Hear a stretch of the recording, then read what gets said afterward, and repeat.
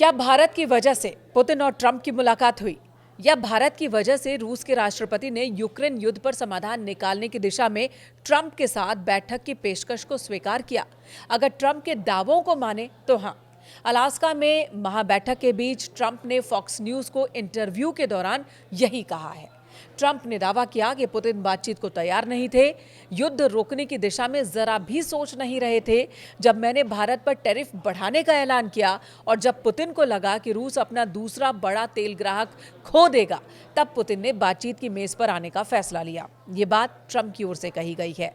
आपको बता दें कि भारत रूस से उसके कुल तेल निर्यात का 40% खरीदता है। यहां तक कि भारत में भी कुल तेल जितना आयात होता है उसका 40% हिस्सा रूस से ही आता है।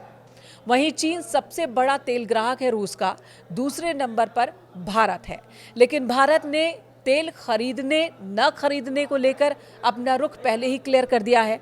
भारत की ओर से बार बार कहा गया कि टैरिफ बढ़ाने का फैसला अमेरिका का है, ट्रंप का है, लेकिन तेल खरीदने का फैसला भारत का है। भारत किस देश से क्या संबंध रखता है, किस तरह का संबंध रखता है, कहां से वो बिजनेस करता है, ये पूरी तरह से भारत पर निर्भर है, किसी और पर नहीं। भारत ने रूस से तेल न खरीदने को लेकर कोई बात ही नहीं कही, बल्कि बीते कुछ दिनों में तेल व्यापार और बढ़ गया है। उल्टा ये कह सकते हैं कि अमेरिका के टैरिफ बढ़ाने वाली धमकी के बाद भारत ने तेल आयात और ज्यादा बढ़ा दिया। जी हां, रूस से तेल आयात प्रतिदिन बढ़ गया है जब से ट्रंप की ओर से धमकी मिली है।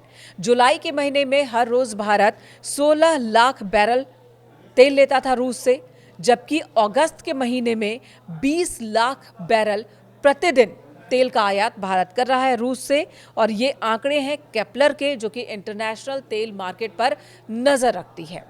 जी हाँ, यानी कि भारत ने तेल आयात रोका नहीं है, बल्कि इसे और बढ़ा दिया है। लेकिन अमेरिका का कहना है, ट्रंप का कहना है कि रूस को, पुतिन को इस बात का डर था कि भारत के रूप में रूस अपना एक ग्राहक खो देगा, और इस वजह से ही पुतिन बातचीत की टेबल पे आए हैं। अब सवाल है कि मीटिंग का नतीजा निकला तो नहीं? क्या भारत पर अतिरिक्त टैरिफ लगाएंगे ट्रंप? इस सवाल का जवाब भी ट्रंप ने दिया।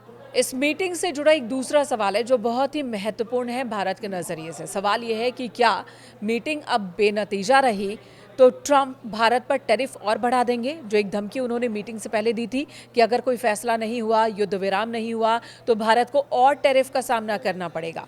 यानी कि 25% टैरिफ पहले से है, 25% बढ़ाने का उन्होंने ऐलान किया। कहा कि बातचीत अगर सफल नहीं होती है तो इससे भी ज्यादा टैरिफ लगा देंगे, यानी 50% से भी ज्यादा टैरिफ लगा देंगे। ये धमकी ट्रंप ने दी थी मीटिंग से पहले। लेकिन मीटिंग के बाद क्या कहा है ट्रंप ने, ये आपको बता देते हैं।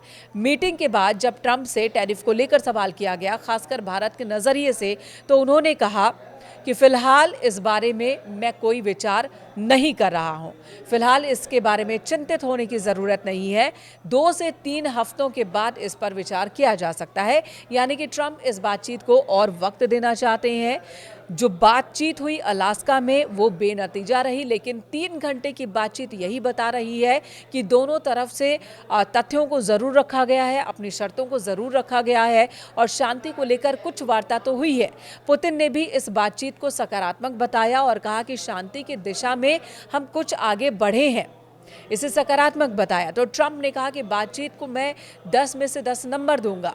और साझा प्रेस कॉन्फ्रेंस के दौरान इस मीटिंग के बारे में कहा उन्होंने कि मुझे ज़ेलेंस्की और यूरोपियन लीडर्स को बताना होगा। तो वहीं रूस की ओर से कहा गया, और पुतिन ने सीधे सीधे मॉस्को आने का उन्हें प्रस्ताव दे दिया कि अगली मीटिंग के लिए आप मॉस्को आइए। ट्रंप थोड़े उस वक्त असहज हो गए थे, थोड़े से आश्चर्यचकित भी हो गए थे, लेकिन बातचीत का ये सिलसिला अब शुरू हो गया है, इतना तो तय है। और टैरिफ को लेकर ट्रंप ने फिलहाल कहा है कि अगले 2-3 हफ्तों में इस पर विचार करेंगे। लेकिन भारत का इधर रुख कायम है कि टैरिफ बढ़े या न बढ़े, भारत अपने रुख पर कायम है। अगर उसे रूस से तेल खरीदना है तो जैसा वो अभी खरीद रहा है, जिस तरह के फैसले ले रहा है मार्केट के हिसाब से, आगे भी ऐसे ही फैसले लेता रहेगा।